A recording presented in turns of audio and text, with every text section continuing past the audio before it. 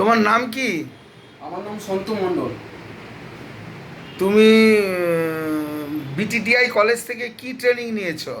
আমি BDTI college থেকে domestic purpose air condition, refrigerator, washing machine, মাইক্রোওভেনের এইগুলো ট্রেনিং ট্রেনিং নিয়েছিলাম। নিয়েছিলে?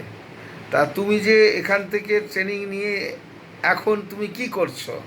এখন আমি প্রথমত ফার্স্ট টাইম আমি এলজি সার্ভিস সেন্টারে এখন চাকরি করছি। এখন ভালোই একটা পর্যায়ে আছি, পজিশানে এখন এসছি।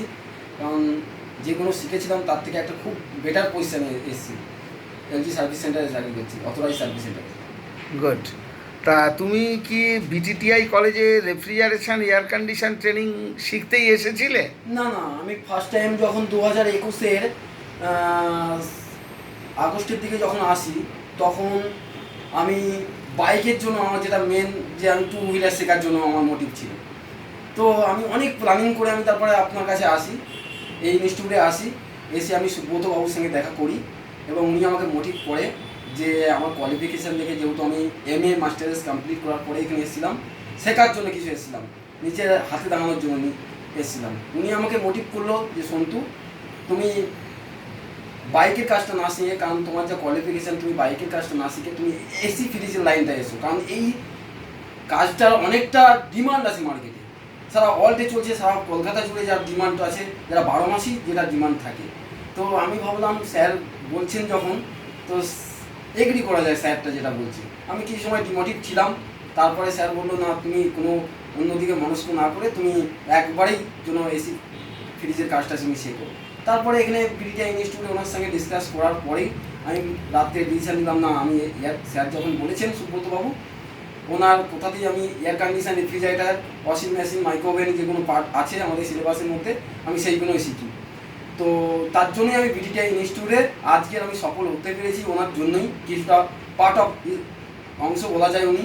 তো ওনার মোটিভ শুনেই আজকে বেলগড়িয়াতে আজকে এত এস্টাবলিশ, বা আজকের এলজির মতো সার্ভিস সেন্টারে কাজ করছি, বা গোদরেজের মতো সার্ভিস সেন্টারেও কাজ করেছি, স্যামসাং, বিভিন্ন রকম কোম্পানিতে আমি কাজ করার সুযোগ পেয়েছি।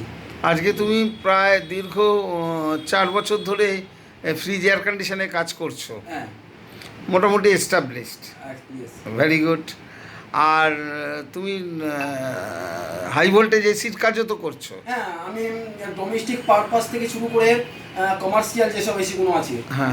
যেমন আছে আপনার ডোমেস্টিক পারপাস, আমি কিছু কিছু বলেছি আমাদের লাইনে যেগুলো পড়ে, আমাদের প্ল্যাটফর্মে যেগুলো আছে, যেমন এয়ার কন্ডিশন আছে, রেফ্রিজারেটার আছে, ডোমেস্টিক পারপাসের মধ্যে ওয়াশিং মেশিন আছে, মাইক্রোওভেন আছে, প্লাস ডোমেস্টিক টোটাল ইলেকট্রিক থেকে শুরু করে টোটাল কাজ করছো? যেমন কমার্শিয়ালের মধ্যে আমি যেমন কাজ করছি অল্টারনেটিভভাবে, আমি এটা মানে আস্তে আস্তে শিখেছি আমি ডোমেস্টিকে থাকতে থাকতে।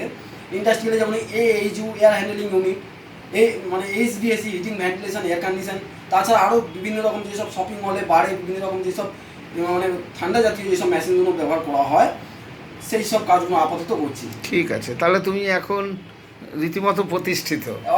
ইয়েস ইয়েস, শুনে আমার ভীষণ ভালো লাগলো। তুমি কাজ চালিয়ে যাও, এরকম মাঝে মধ্যে আমাদের কলেজে আসবে। তোমাদের মতো ছাত্ররা আজকে সুপ্রতিষ্ঠিত হয়েছে বিটিটিআই থেকে কোর্স করার পরে, খুব ভালো লাগলো। Thank you. ওকে।